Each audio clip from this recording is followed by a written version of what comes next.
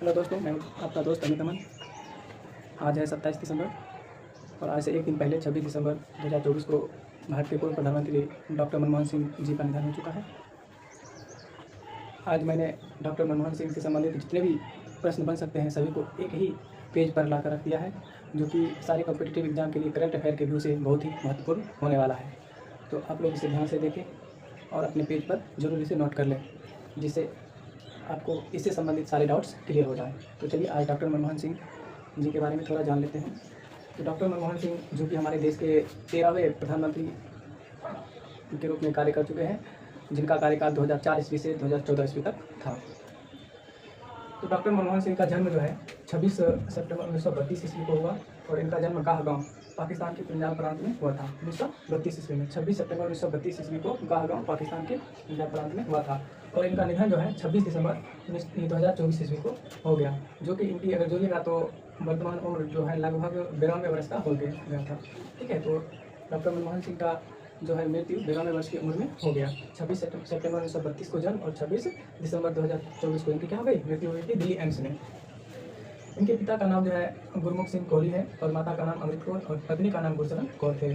चलिए इसके शिक्षा के बारे में जान लेते हैं। तो इनकी शिक्षा जो है 1952 ईस्वी में पंजाब विश्वविद्यालय से इन्होंने BA किया था अर्थशास्त्र से और 1954 ईस्वी में पंजाब विश्वविद्यालय से ही MA किए थे अर्थशास्त्र से।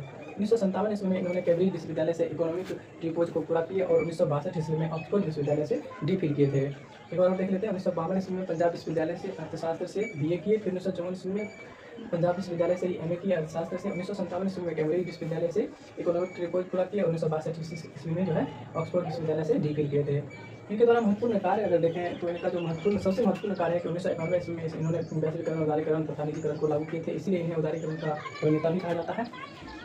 इनके बाद अगर जाने तो इनके बारे में एक पुस्तक भी लिखा गया है जो कि बहुत ही फेमस है और उस पर एक मूवी भी बन चुका है। उस पुस्तक का नाम है द एक्सीडेंटल प्राइम मिनिस्टर। तो द एक्सीडेंटल प्राइम मिनिस्टर के ऊपर लिखा गया है, तो डॉक्टर मनमोहन सिंह के ऊपर लिखा गया है, जिनके लेखक हैं संजय बारू द एक्सीडेंटल प्राइम मिनिस्टर। चलिए और जान लेते हैं इसके बारे में। तो इनका जो महत्वपूर्ण योगदान है इनको भी देख लेते हैं। इनका महत्वपूर्ण योगदान को अगर देखें तो देखिए 1971 ईस्वी में विदेश व्यापार मंत्रालय में आर्थिक सलाहकार रह चुके हैं। 1971 ईस्वी में जो है विदेश व्यापार मंत्रालय के जो है आर्थिक सलाहकार रह चुके हैं।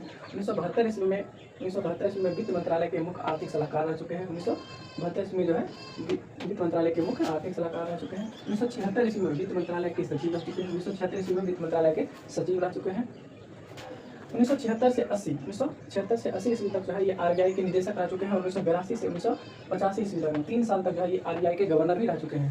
RBI के गवर्नर जो कि 15वें नंबर के थे। RBI के गवर्नर 1982 ईस्वी से 1985 ईस्वी तक रह चुके हैं। ये बहुत ही इंपॉर्टेंट है, याद रखिएगा। तो इसके बाद जो है 1985 से 1990 ईस्वी तक जो है योजना आयोग के उपाध्यक्ष ही रह चुके हैं। योजना आयोग के जो अध्यक्ष होते हैं प्रधानमंत्री होते हैं, उपाध्यक्ष किसी को बनाया जाता है। तो उपाध्यक्ष जो थे 1985 से 1990 ईस्वी तक कौन थे, ये डॉक्टर मनमोहन सिंह जी थे। 1991 ईस्वी में विश्वविद्यालय अनुदान आयोग UGC के अध्यक्ष बने और 1991 ईस्वी में 1991 से लेकर 96 तक वित्त मंत्री भी रह चुके हैं, जो कि नरसिम्हा राव के समय में रहे थे। नरसिम्हा राव उस समय प्रधानमंत्री थे, उनके समय भी 1991 से 96 तक वित्त मंत्री रह चुके हैं। 1998 से 2004 ईस्वी तक विपक्ष के नेता रह चुके हैं। 1998 से 2004 तक ये विपक्ष के नेता रह चुके हैं और ये 2004 ईस्वी से लेकर के 2014 ईस्वी तक भारत के प्रधानमंत्री के रूप में कार्य किए, जो कि प्रथम सिख प्रधानमंत्री रह चुके हैं और ये 13वें क्रम के प्रधानमंत्री थे। अभी 14वें क्रम के प्रधानमंत्री श्री नरेंद्र मोदी जी हैं और ये इन्होंने 1991 से 2019 तक लगातार 6 बार जो है असम के राज्यसभा सदस्य के रूप में कार्य भी कर चुके हैं। तो चलिए इसके बारे में आप लोग नोट्स बना लीजिए। धन्यवाद, जय हिंद। और स्क्रीनशॉट लेना नहीं भूलिएगा क्योंकि एक ही पेज में पूरा इनके बारे में लिखा जा चुका है। जय हिंद।